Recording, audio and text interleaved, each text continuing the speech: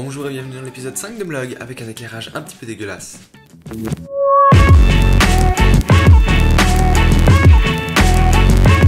Gabriel n'avait pas d'amis, il s'ennuyait beaucoup, alors il a lancé Vlog. Je tiens à m'excuser d'avance, cet épisode est sponsorisé par les premières neiges de l'année. Donc j'avais vraiment absolument envie de vous montrer la neige dehors, et donc du coup j'étais obligé de m'éclairer avec des spots très moches, et du coup je suis conscient que l'éclairage doit être très mauvais actuellement, et j'en suis désolé. Donc de quoi allons-nous parler dans ce nouvel épisode de Vlog? On va parler de deux trucs. Un, du Canon G7X, qui est l'appareil photo Canon utilisé par tous les youtubeurs qui utilise un Canon G7X, et on va faire un lens shootout. Wouhou! Apparition subtile du trépied en arrière-plan. Donc un lens shootout, tout simplement, on va se poser dans un parc avec Leandro et on va filmer le même plan, plus ou moins la même scène, avec tous les objectifs que j'ai pour voir lequel donne le meilleur look. Donc on va tester tous les objectifs qui ne sont pas des zooms, parce que les zooms vont vraiment donner un résultat qui est moins intéressant, parce que les zooms, tout simplement, je veux dire, ça n'a pas de look à proprement parler, puisque c'est un zoom et vous pouvez obtenir approximativement tous les types de cadres que vous voulez. Tous les tests qu'on va faire, ce sera avec le Panasonic GH4 avec un Metabone Speed Booster. C'est important parce que ça permet d'émuler un capteur Super 35, alors que le GH4 a un capteur plus petit que ça. Et du coup, si vous reprenez exactement les mêmes objectifs que moi et que vous les mettez sur un GH4 et que vous faites le même test, vous n'aurez pas les mêmes résultats, parce que moi j'ai un speed booster, un réducteur de focale en fait, qui fait que mes objectifs apparaissent sur le GH4 comme si mon capteur était plus grand. Donc il y a plus de luminosité, il y a plus de flou en arrière-plan et l'angle est légèrement plus large. Donc le Super 35, c'est la norme cinéma en général qui est dans les Red, les Arri, les C300, enfin les Canon C Series. C'était également la norme de la pellicule à l'époque. Enfin, il y avait la pellicule Super 35 mm. Donc voilà, donc c'est ce style-là que j'ai sur mon GH4 grâce au Speed Booster. Donc tous les objectifs qu'on va utiliser, on va d'abord les utiliser avec le diaphragme grand ouvert au maximum et une fois à f4. On va se la jouer crescendo de l'objectif le plus grand angle au téléobjectif. Et on va donc commencer avec la 10 mm 2.8 de Samyang, qui est un magnifique ultra grand angle. Regardez-moi ça. Et donc ceci est notre premier objectif. On va donc faire une fois un test à f2.8 et une fois à f4. Deuxième objectif qu'on va utiliser, c'est le Nikon 35 mm. Qu'est-ce que je raconte? Deuxième objectif sur la liste, c'est le Samyang 24 mm 1.4, qui est un magnifique objectif. C'est à peu près du grand angle, pas tellement, mais à peu près. Voilà, c'est peut-être un de mes objectifs que je préfère le plus. Donc on va voir comment ça donne. Ensuite on passe à 35 mm 1.8 de Nikon. Alors celui-ci c'est le seul objectif qui n'a pas de bague de diaphragme, donc on peut pas savoir à quel diaphragme on est actuellement. Donc ça veut dire que le premier test est à f1.8 et le deuxième est censé être à f4, mais ça peut être un peu différent. On a essayé de faire le plus proche possible de f4, mais on n'est pas sûr. Donc voilà, on s'excuse d'avance. Donc ensuite on passe à 50 mm avec le 50 mm 1.4 de Samyang, qui est juste un objectif magnifique et qui a peut-être le bokeh le plus lisse. Donc c'est très intéressant quand on fait du portrait, ce genre de choses. C'est un objectif que je trouve vraiment très fantastique et qui... C'est un des plus chers que j'ai, mais il est plus cher que les équivalents Canon, Nikon et tout ça, mais le bokeh est juste tellement meilleur et la netteté est juste incroyable, donc c'est un magnifique objectif. Donc voilà, je suis actuellement en train de faire le montage et en fait j'ai complètement oublié de parler du 50 mm 1.8 qui est un autre 50 mm, qui est un Nikon et qui, vous allez voir, a une image qui est vraiment très différente de l'autre 50 mm. Alors que c'est les deux les 50 mm, vous allez voir que celui-ci a une image qui est très différente. C'est celui qui a l'image la plus particulière d'ailleurs. Voilà, désolé pour la qualité dégueulasse de webcam. Enfin, j'ai un 85 mm, mais celui-là on va pas pouvoir le tester parce que c'est un 85 mm à monture Sony, et donc je ne peux pas l'utiliser sur le GH4. Oula, je suis désolé, ça a tout coupé, et je m'en suis pas rendu compte, j'ai continué à parler dans le vide à la caméra. Voilà, si je lance l'enregistrement du son, c'est mieux. Je suis désolé, ça a continué de tourner dans le vide. Et j'ai continué de parler à la caméra dans le vide. En fait, ça a coupé parce que j'ai plus de place sur ma carte mémoire, parce qu'il faut que je me rachète une putain de carte mémoire. Offrez-moi une carte mémoire à mon anniversaire, je serai très content. Voilà, c'est lundi, pas celui qui vient, ni celui d'après, mais celui d'encore après. Donc il me reste un seul objectif qu'on va tester également, c'est le 105 mm 2.5 qui est une tuerie. C'est une tuerie. C'est aussi un vieil objectif Nikon qui m'a coûté pas très cher et c'est juste une tuerie. L'image de cet objectif est juste magnifique. Et donc voilà, une fois f2.5 et une fois f4 comme pour tous les autres.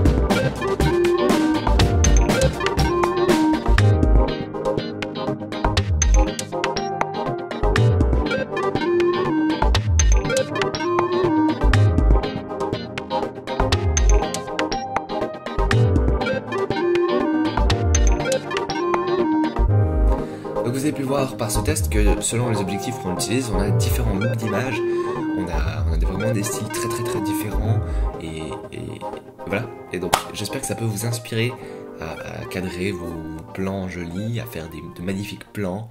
Le 105 mm il donne vachement bien je trouve pour les portraits. Si à chaque fois j'ai testé une fois avec le diaphragme grand ouvert, une fois avec le diaphragme à f4, c'est pour une fois tester l'objectif avec... Voilà, parce que le diaphragme c'est un peu la caractéristique principale, donc c'est pour tester une fois l'objectif avec la luminosité à peu près maximum qu'il peut offrir, hein, f1.8, f1.4, etc., où on a le plus beau bokeh, et une fois avec le diaphragme à f4 pour obtenir un look un peu plus standard.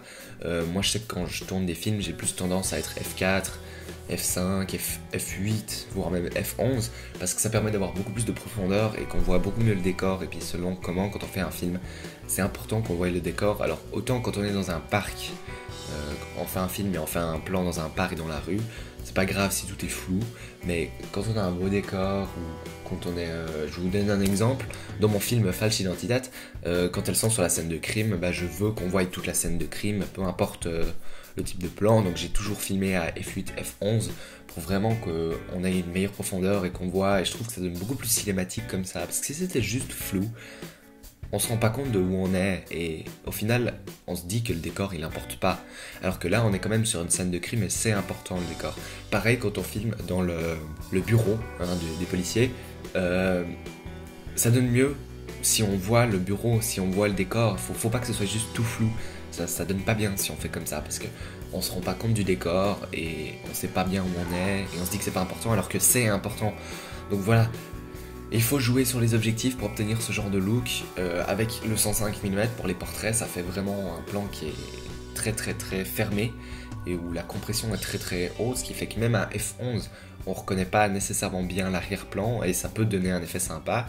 Vous avez vu que les portraits en 24 mm ça donne un effet assez dramatique que je trouve vraiment très chouette, et le 10 mm est encore plus dramatique. Et bon là c'est juste drôle, j'étais à moins d'1 mètre de la caméra quand on a filmé ça, je pouvais facilement toucher l'objectif juste à une longueur de bras, et vous avez vu qu'on voit quand même énormément de choses avec le 10 mm parce que 10 mm c'est super grand angle. Donc hier j'ai fait la bêtise qu'il fallait pas faire, c'est-à-dire aller en ville sans appareil photo et revenir avec un. Ça m'arrive à peu près tous les mois. Non c'est pas vrai. Mais voilà, et j'ai acheté un Canon. Pourquoi? Je déteste Canon, je n'aime pas Canon, et j'ai acheté un Canon. Quand je dis que j'aime pas Canon, je sais pas l'expliquer pourquoi, mais je n'aime pas Canon, je n'aime pas les menus, je n'aime pas l'image, j'aime rien à propos de Canon. Donc je filme avec le Canon G7X, qui est l'appareil qu'ont à peu près tous les youtubeurs de l'histoire des youtubeurs. Et il est pas mauvais. Non, il est pas mauvais. C'est un appareil qui est très petit, hein, c'est un compact. Dessus, il y a un objectif équivalent 24 à 100, 24-100 je crois, ou 24-120, un truc du style. Donc, alors je peux faire le calcul parce qu'il faut faire x3 et c'est marqué 36, et 36 x 3, ça fait à peu près 100. Après, c'est peut-être pas x3, c'est peut-être x2,8 ou un truc comme ça. Donc du coup, on va dire que c'est un 24-20, 24-100.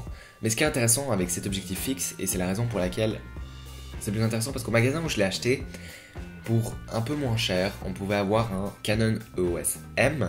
Et le Canon EOS M, c'est un hybride fait par Canon qui se vend très très mal. C'est pour ça qu'il était aussi peu cher, hein, je veux dire. Quand je dis peu cher, c'est qu'il était moins de 200 francs. Et dedans, il y a le même capteur que tous les réflexes Canon rebelles, comme on dit. C'est-à-dire le 7D, le 60D, le 600D, 650D, 700D, le 100D, le 1200D. Enfin voilà, tous ces appareils Canon ont exactement le même capteur, et le OSM aussi. Et c'est un capteur qui est... C'est pas qu'il est mauvais, mais c'est qu'il date de 2009 sur le 7D. Et donc c'est pas excellent, c'est un capteur qui est un peu vieux. Mais il peut faire des vidéos et des photos qui sont tout à fait convaincantes. Et le EOS M, il est assez bien. Et pour moins cher, je pourrais avoir un hybride qui est probablement mieux, avec un capteur plus grand, avec... Ouais, c'est à peu près la seule chose qui ferait mieux. Sauf que le problème, c'est que le EOS M, il est vendu avec un 1855. Et le 1855, il a un diaphragme qui va de f3.5 à f5.6. C'est pas beaucoup. Alors que là, j'ai un 24-100 mm.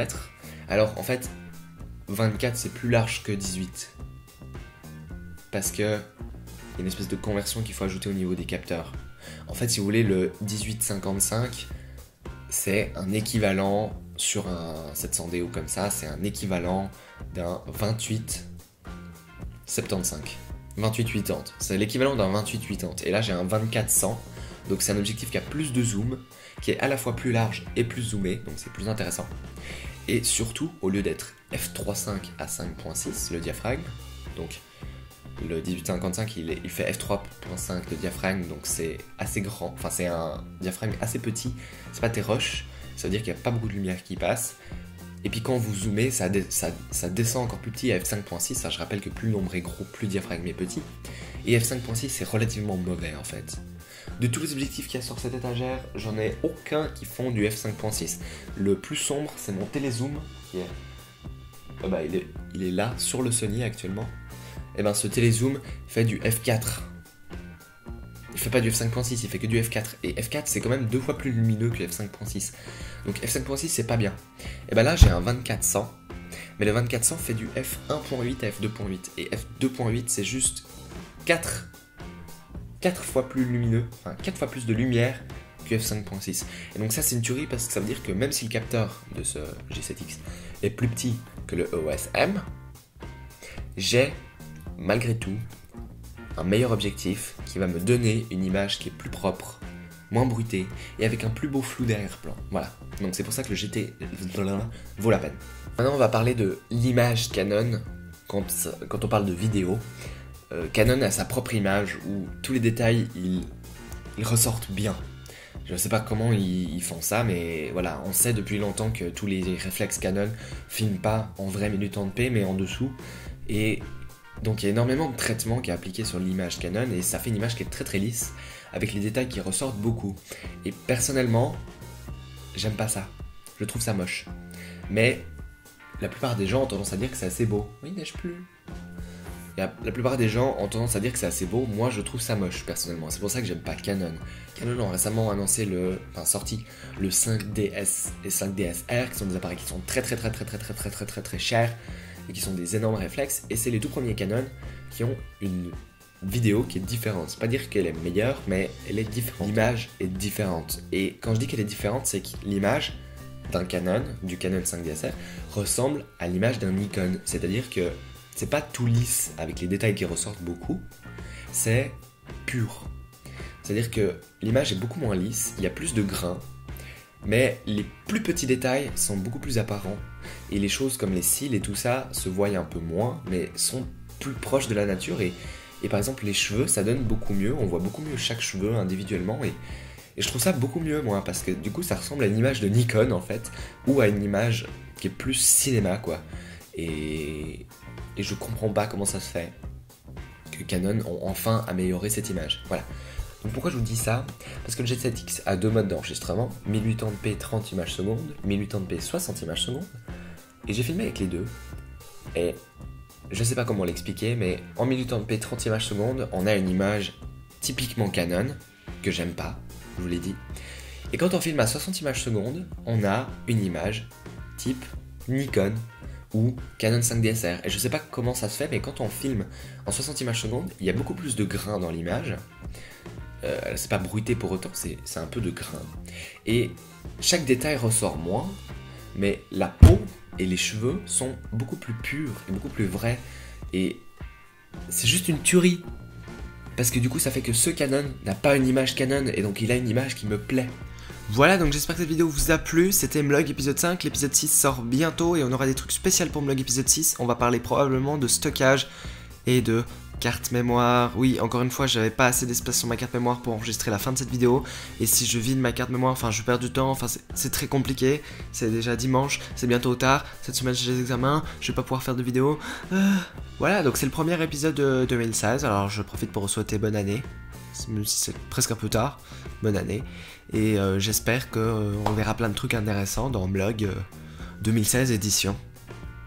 Voilà, au prochain épisode, abonnez-vous. Yeah.